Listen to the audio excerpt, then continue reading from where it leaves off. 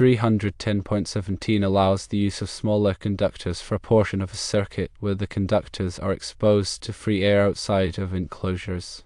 This allowance exists because free air provides better cooling for the conductors, which enables them to carry more current without overheating. In a described scenario, the conductors are routed outside of the rectifier cabinet for a total of 8 feet, consisting of 4 feet within a conduit and an additional 4 feet exposed to free air. While this length might not appear substantial relative to the entire circuit, it does offer a measurable cooling advantage to the conductors. It's important to understand how the National Electrical Code, or NEC, addresses such situations. The NEC doesn't offer precise guidelines specifying the minimum length of free air exposure needed to validate the application of 310.17. However, the very fact that conductors are exposed to free air for a portion of their run offers some basis for employing this section of the code. Given the circumstances, there's a reasonable rationale for invoking 310.17 in this instance. The exposure of the conductors to free air, even for a segment of their path, contributes to a cooling effect. Consequently, using number 4 copper conductors with a 100 amp circuit breaker is acceptable according to 310.17.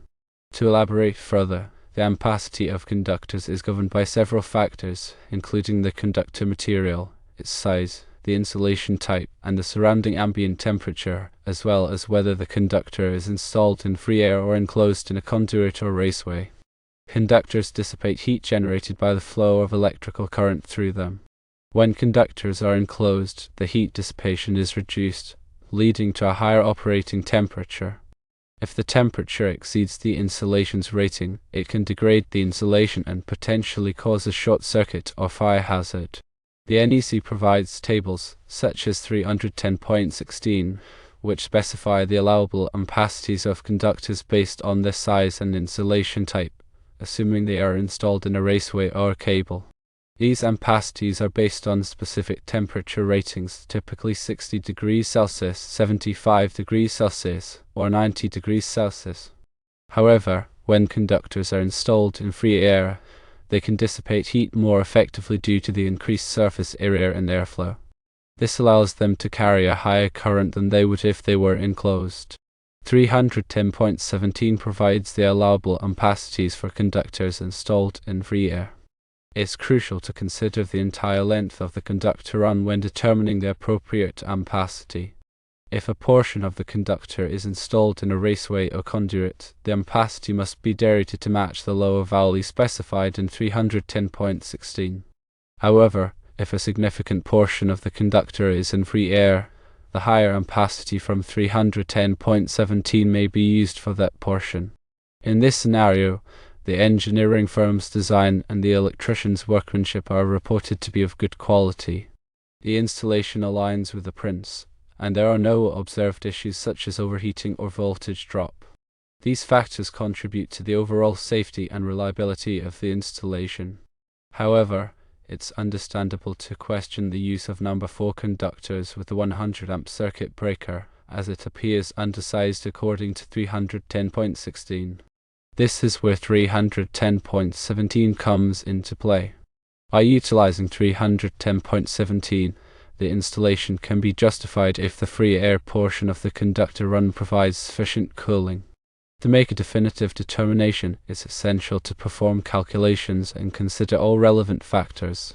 The following steps outline a process to evaluate the appropriateness of using 310.17 in this specific installation. Firstly, determine the ambient temperature in the area where the conductors are installed. This temperature will affect the conductor's ability to dissipate heat. Secondly, identify the insulation type of the number 4 conductors, whether they are marked DLO, RHH, or RHW. Each insulation type has a specific temperature rating. Thirdly, consult 310.16 to determine the allowable ampacity of number 4 conductors with the identified insulation type when installed in a raceway or cable. This value will typically be lower than the ampacity allowed in free air.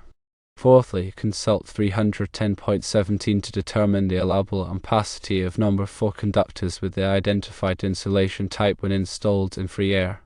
This value will be higher than the ampacity allowed in a raceway or cable. Fifthly, assess the length of the conductor run that is in free air versus the length that is in a raceway or conduit. This will help determine the overall cooling effect. Sixthly, calculate the percentage of the conductor run that is in free air. If a significant portion of the conductor is in free air, the higher ampacity from 310.17 may be used for that portion. Seventhly, consider any dilating factors that may apply, such as ambient temperature correction or grouping of conductors. These factors can reduce the allowable ampacity of the conductors. Eighthly, compare the calculated ampacity to the rating of the 100 amp circuit breaker. If the calculated ampacity is equal to or greater than 100 amps, the use of number 4 conductors is acceptable. If the calculated ampacity is less than 100 amps, a smaller circuit breaker must be used or the conductor size must be increased. In the provided scenario, the conductors are number 4 copper with DLR, RHH, or RHW insulation. These insulation types generally have a temperature rating of 90 degrees Celsius. Consulting 310.16, the allowable ampacity of number 4 copper conductors with 90 degrees Celsius insulation in a raceway or cable is 85 amps.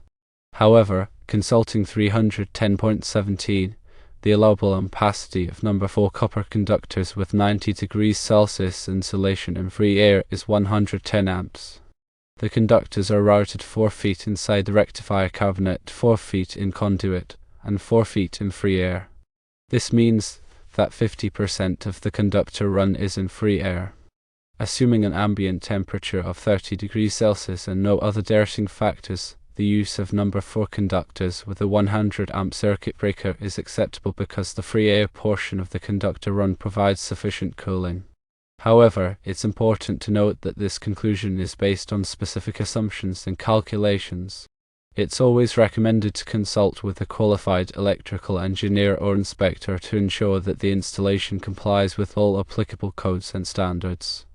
Additionally, it's crucial to consider the specific requirements of the equipment being powered by the circuit. The rectifier and battery bank may have specific requirements for conductor sizing and overcurrent protection. In summary, while the use of number 4 conductors with a 100 amp circuit breaker may appear undersized at first glance, 310.17 allows for the consideration of free air cooling. By carefully evaluating the installation and performing calculations, it can be determined whether the use of number 4 conductors is acceptable. It's always recommended to err on the side of caution and use larger conductors if there is any doubt about the ampacity requirements. The NEC is a comprehensive document that provides guidelines for safe electrical installations. It's essential to stay up to date with the latest edition of the NEC and to consult with qualified professionals when making electrical design and installation decisions. Remember, safety is paramount when working with electricity, and it's always better to be safe than sorry.